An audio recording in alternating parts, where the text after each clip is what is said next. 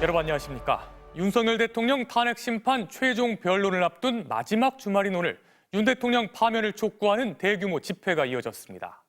거리로 나온 시민들은 내란이 아직 끝나지 않았다며 헌재가 확실하게 내란의 책임을 물어야 한다고 목소리를 높였습니다. 반면 탄핵 반대 집회에 몰려간 국민의힘 의원과 단체장 등은 헌법재판소를 흔드는 극우단체의 주장에 힘을 보탰습니다.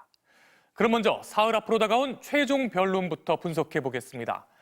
탄핵 심판에서 내란의 증언과 증거를 흔들려던 윤 대통령의 의도와 달리 변론이 거듭될수록 위헌과 위법의 정황은 더 뚜렷해지고 있습니다. 윤상문 기자의 보도입니다.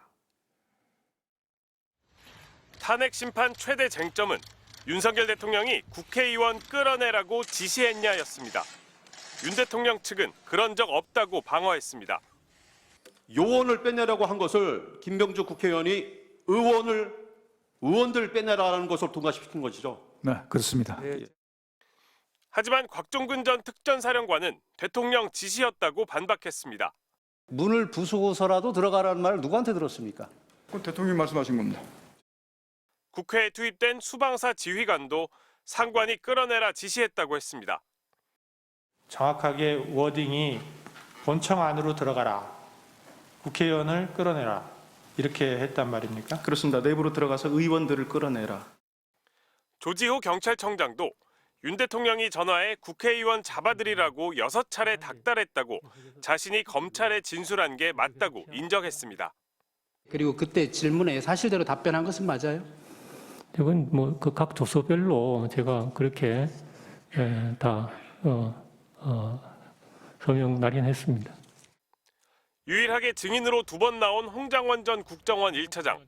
윤 대통령 측은 체포 명단의 신빙성을 공격하며 공작이라고 몰아붙였지만 여인형 전 방첩사령관을 통해 전달된 다른 명단들과 대부분 맞아떨어진다는 사실이 거듭 확인됐습니다. 대법관 이런 얘기도 했습니다. 그러니까 처음에 이재명, 우원식, 한동훈 이렇게 하다가 이름은 그러니까 이유는 잘 모르겠는데 하여튼 본인이 어떤 명단을 읽다가 그렇게 얘기했습니다. 윤 대통령은 아무 일도 일어나지 않았다고 주장했습니다. 실제 아무런 일도 일어나지 않았는데 뭐 지시를 했니, 지시를 받았니, 뭐 이런 얘기들이 마치 어떤 호수 위에 떠 있는 무슨 달그림자 같은 거를 평화적 계엄이라고도 했습니다. 경비와 질서 유지를 하러 간 군인들이 오히려 시민들한테 폭행을 당하는 그런 상황이었다는 황당한 주장이라는 건 금세 드러났습니다. 외부만을 본청 건물의 문에만 배치를 해놓으면 되는 거 아닌가요? 네, 그렇게 하려고 그랬는데 이게 충돌이 생겨버린 겁니다. 들어갔으니까 충돌이 생긴 게 아니에요? 윤 대통령은 선관위에 계엄군을 보낸 건 자신이었다면서 부정선거 의혹 점검 차원이었다고 했습니다. 김용빈 선관위 사무총장은 그날 밤 계엄군이 선관위 직원을 감금하고 휴대전화를 압수했다고 증언해 헌법상 영장주의를 위배한 것을 분명히 했습니다. MBC 뉴스 윤상문입니다.